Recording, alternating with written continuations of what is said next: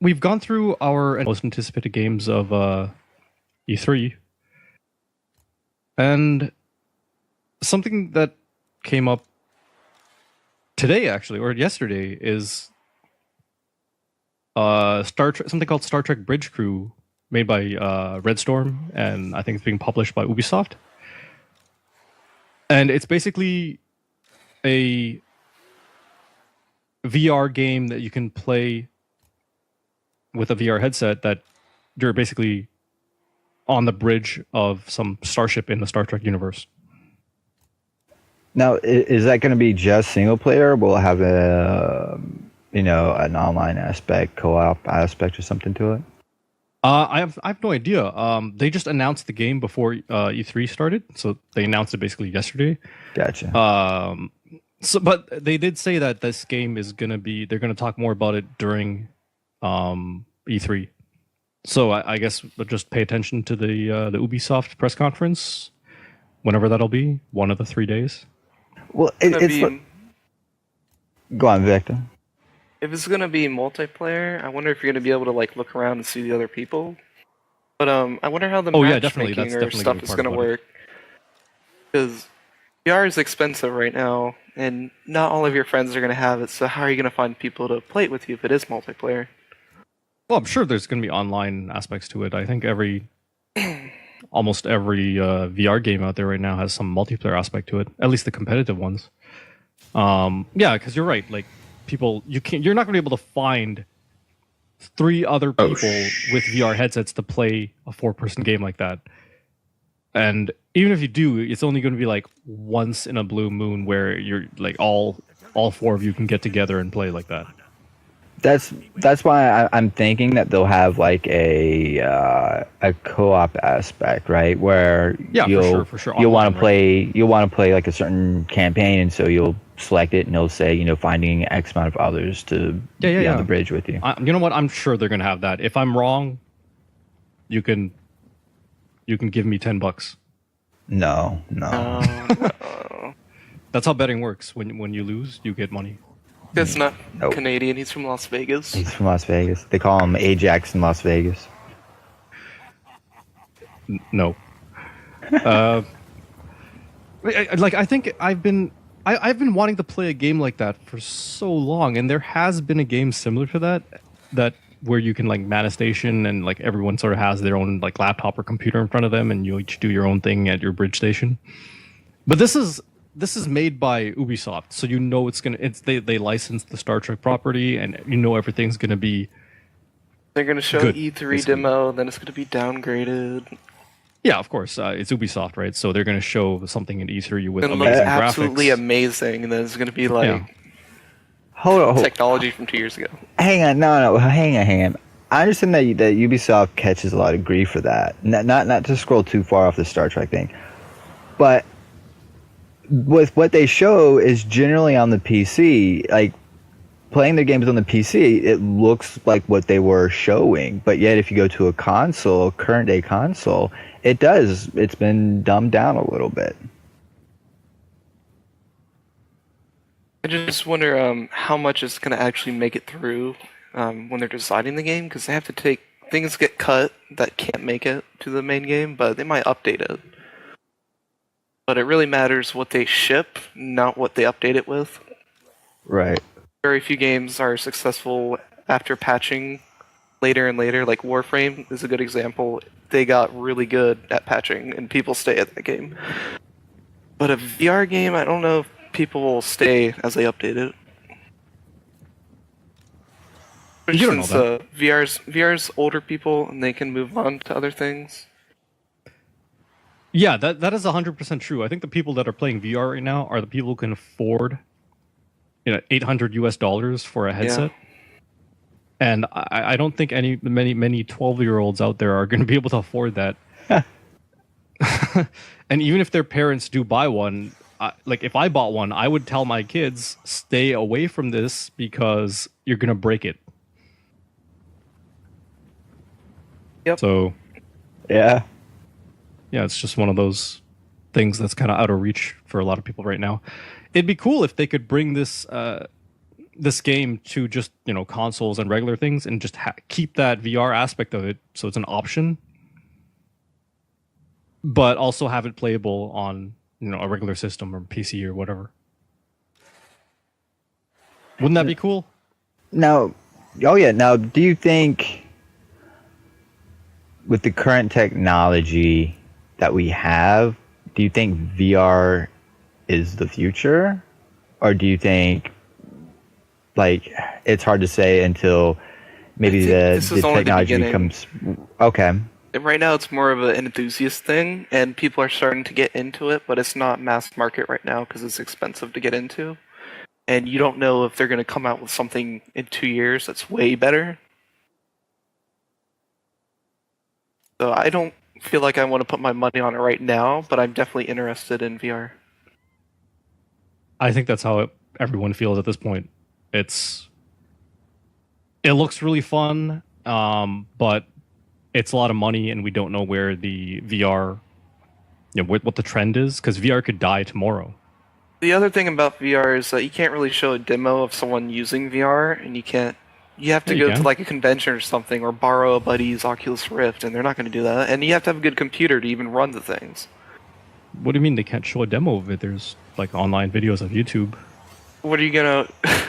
I mean, like, you can see the game, but you can't see the experience of actually wearing the thing. You need to go somewhere else.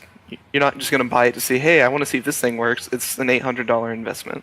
Oh, so yeah, okay. So what you're saying, Victor, is like the actual experience. Yeah, the actual experience of using the thing. You need to borrow someone's, or go to their house, or go to PAX or something where they have a booth. So you can use their sweaty, dirty headset? Yeah. So you can see what it's like. No. If I get a headset, no one's touching it. Or if they use it, I'm going to have to buy like an extra strap and like that foam face pad. So that whenever they come over, I'm just going to swap that in. And it'll be like baby their wipes lice, and cover it. Their face oil and their lice can get all over it. And then when I use it, I'll just rip it all off and put mine on. All right, here's some baby wipes. Clean up. Go take a shower, and then we're going to decontaminate you, and then you can go into the safe room. No, but you get what I'm saying, right? Room. It's kind of disgusting when like you have a whole room of people. Yeah, especially at a convention. Oh, there's a bunch of sweaty gamers. There's no way I would put that on my face. Like, but yeah, there's really no way to just demo it to people en masse. It's really controlled populations that actually get to look at the thing before buying it. I'm just gonna buy like a Halloween mask and put that on, and then put the VR headset over that. You're not going to go to GameStop. They're not going to have a setup for you to actually look at the thing. Unless it really takes off. And that's sort of the, it's too expensive for it to take off though, right? Yeah. Well, it'll get cheaper eventually once it's mass produced and, into more hands, there's higher demand for it. Higher demand requires better games, right? And better games requires more sales, and more sales requires more headsets to be out there. So it's just a slow process that needs to take place.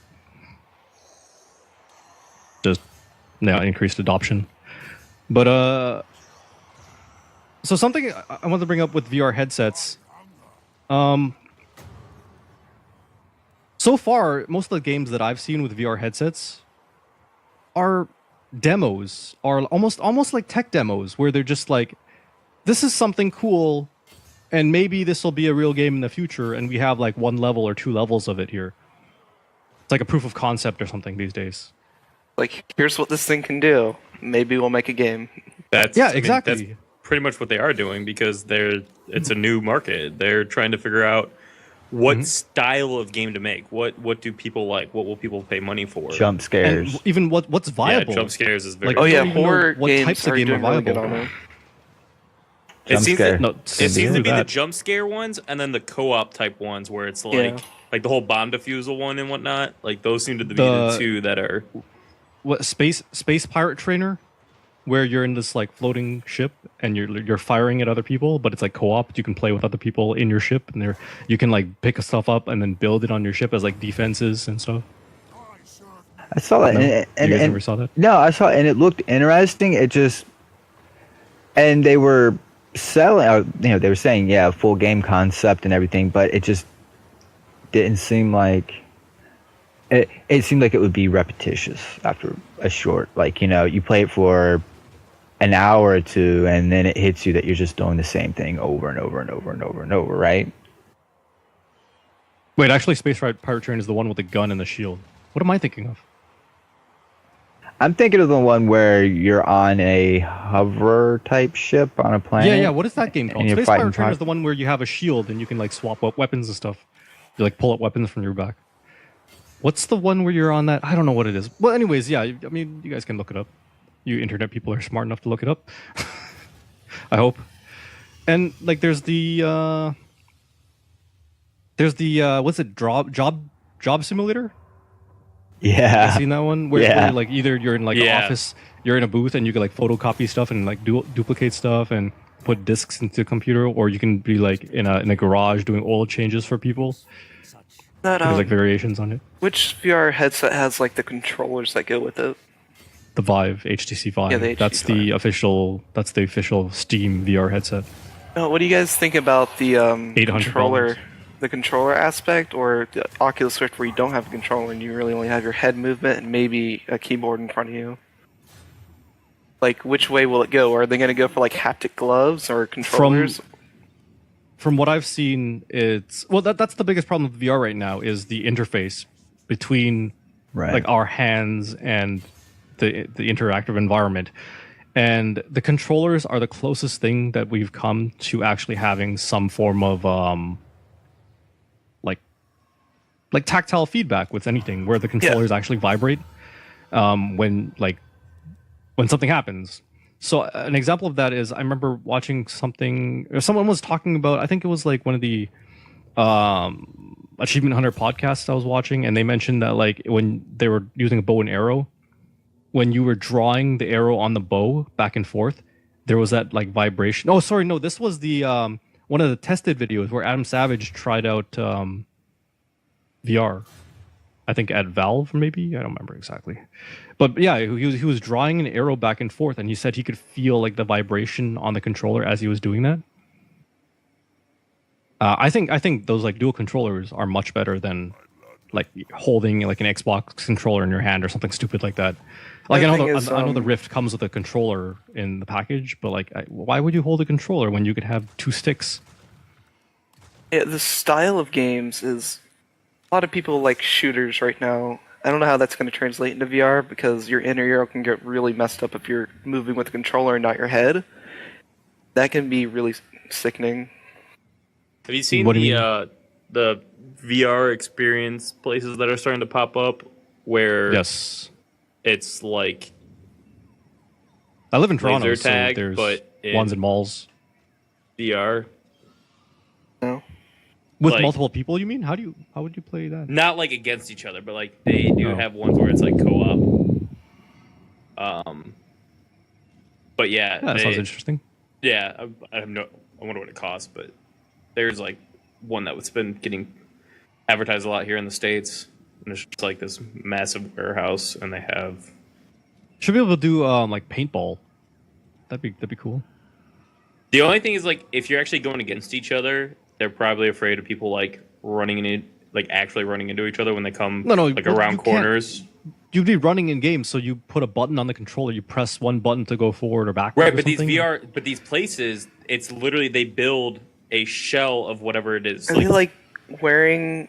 Wait, what kind of headset are they? They're wearing a VR headset and then like walking around in the real world.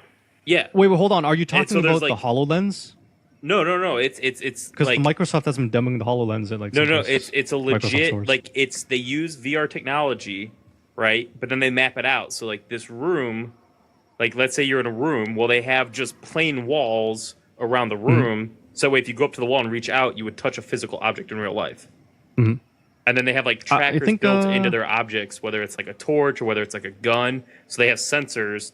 Linus Tech Tips, I think. Linus Tech Tips did a video of that. I think Luke from Linus Tech Tips did a video on that from Computex, where they had like a whole bunch of expensive cameras set up, like looking down from above. Yeah. And there was this room that you're in. That type of VR experience is awesome and would be amazing. But the problem is... That type of VR experience is like $100,000. It's very specific. Not everyone has access to it. It's like almost like an amusement park type thing. And so... Yeah, that's not really like... gaming. That's more of like, here's an attraction at a theme park.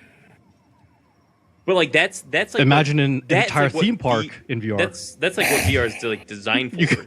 Right. People are gonna get sued. You're gonna be tripping over things. But okay.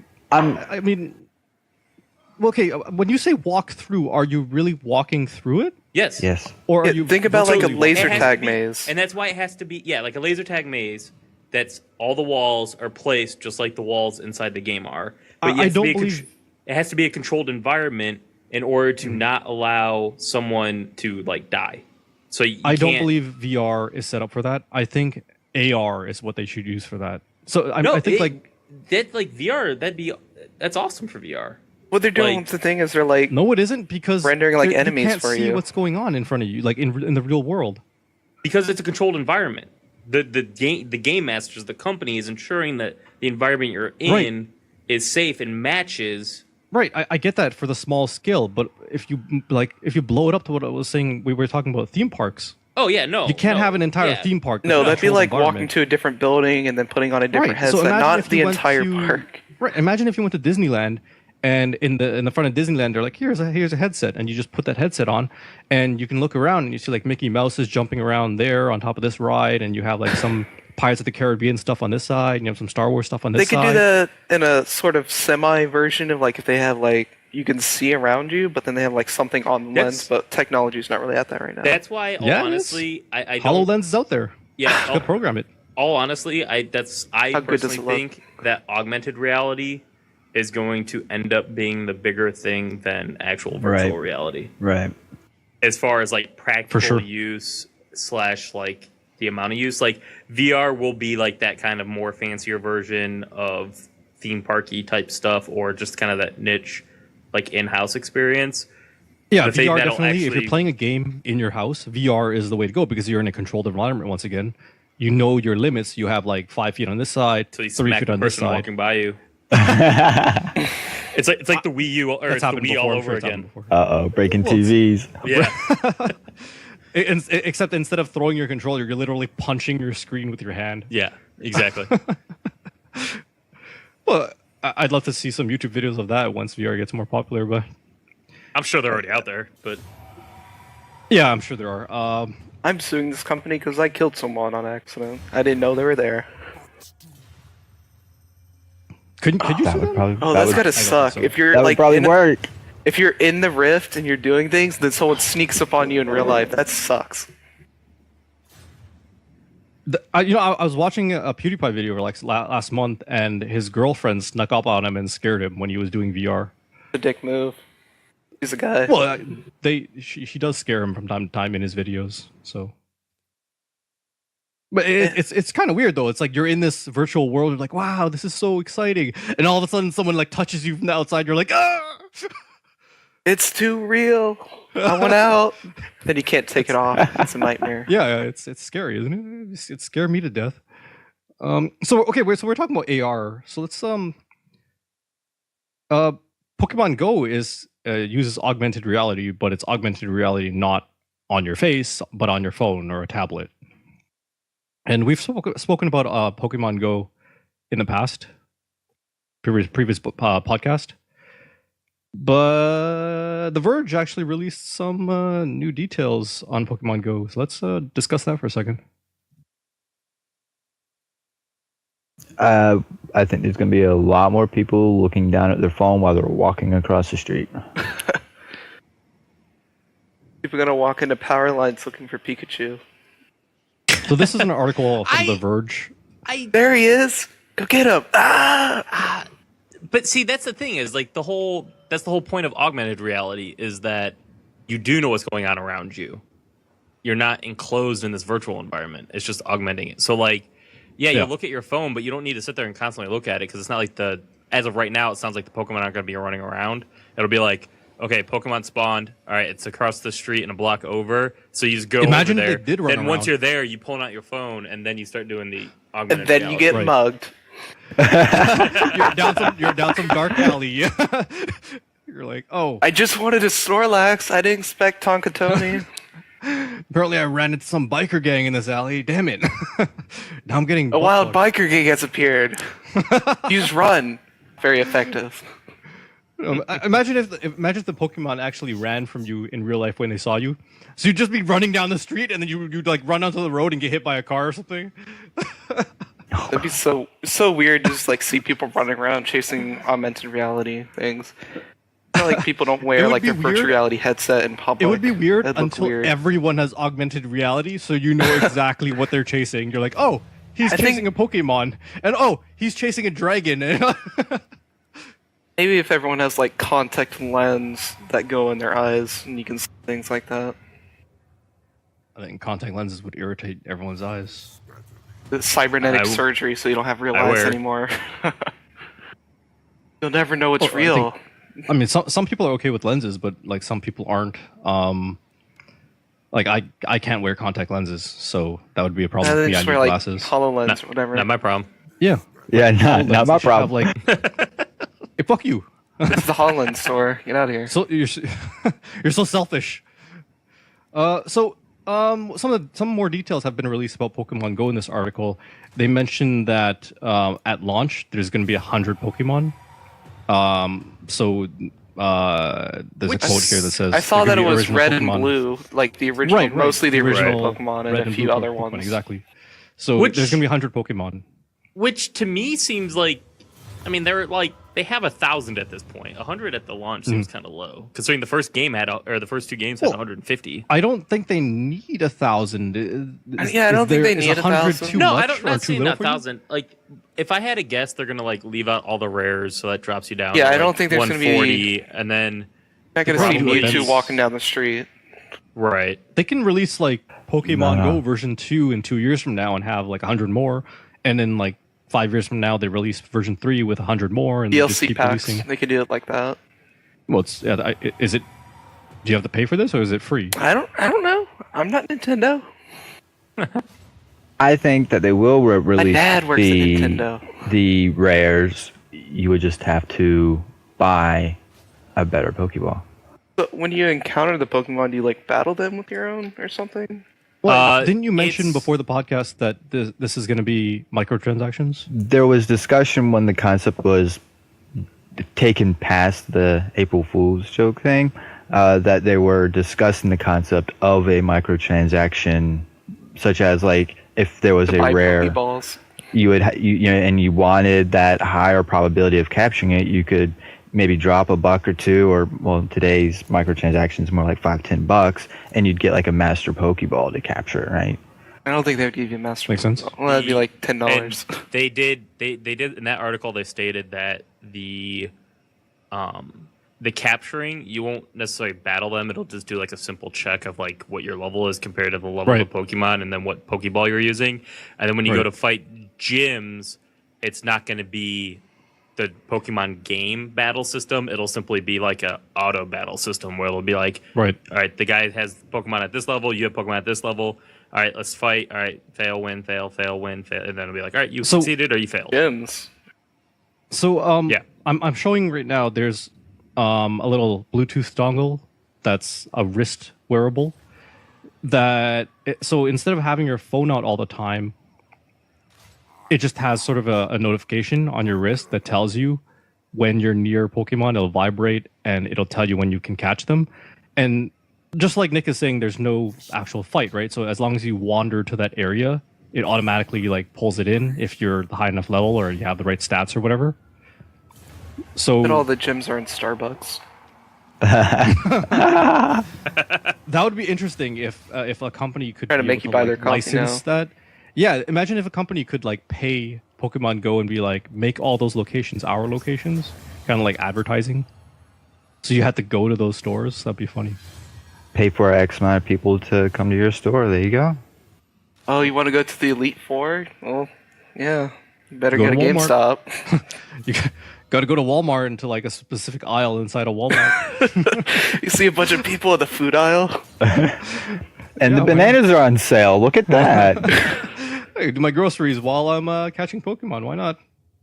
Or while I'm doing gym battle, whatever.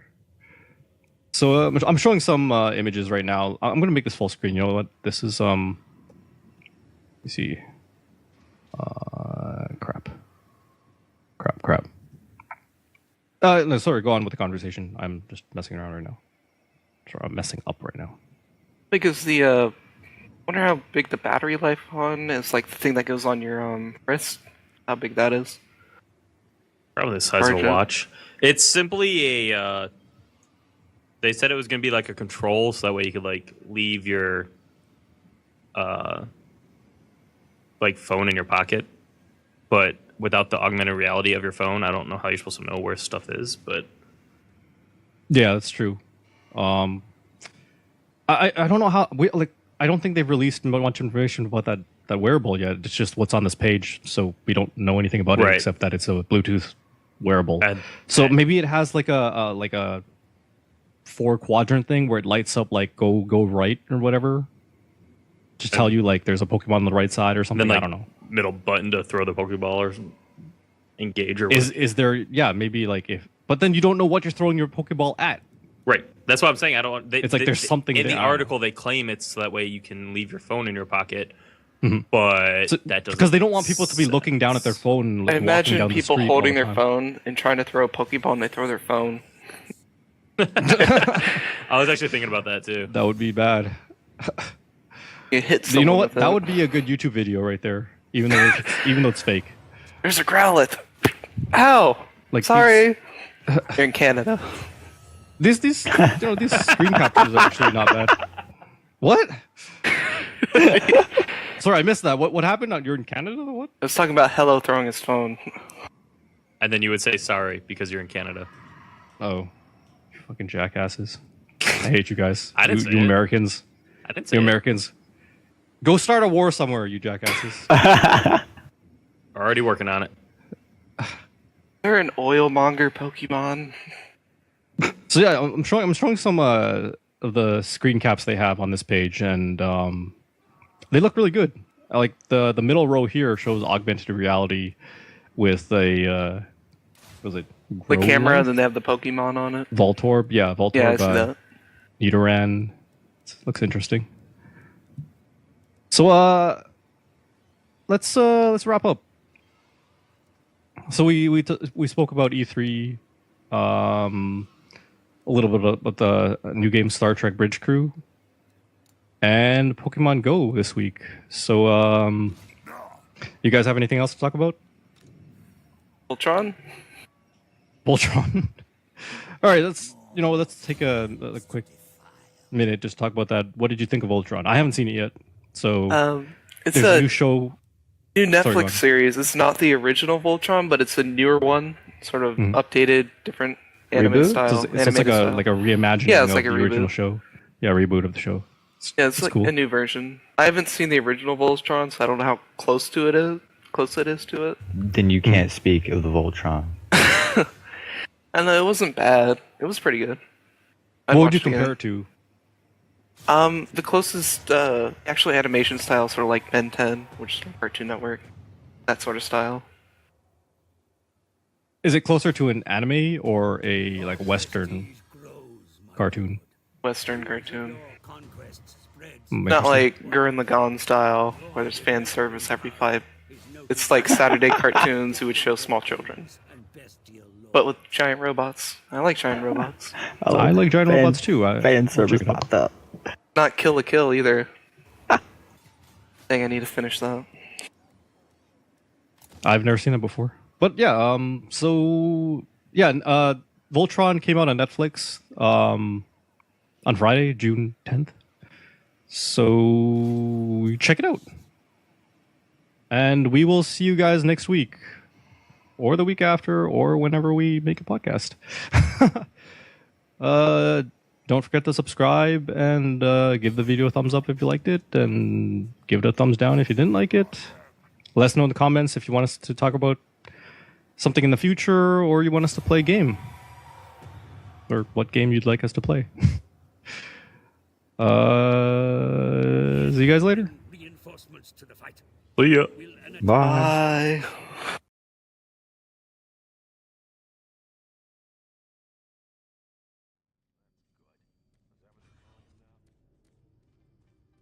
This game does have it where you can find there's like health stations on the walls, so it's not like hidden health. They're not super common, but they are around. Wait, so why are we punching a turkey here? This is like mini arcade game. Oh, it's like a game in a game. It's another playthrough. I went up to those are the really high score. Graphics. I went like really high up to see if there's like a hidden thing if you unlocked a certain score, and nothing ever happened. I was kind of bummed. I wasted a lot of time.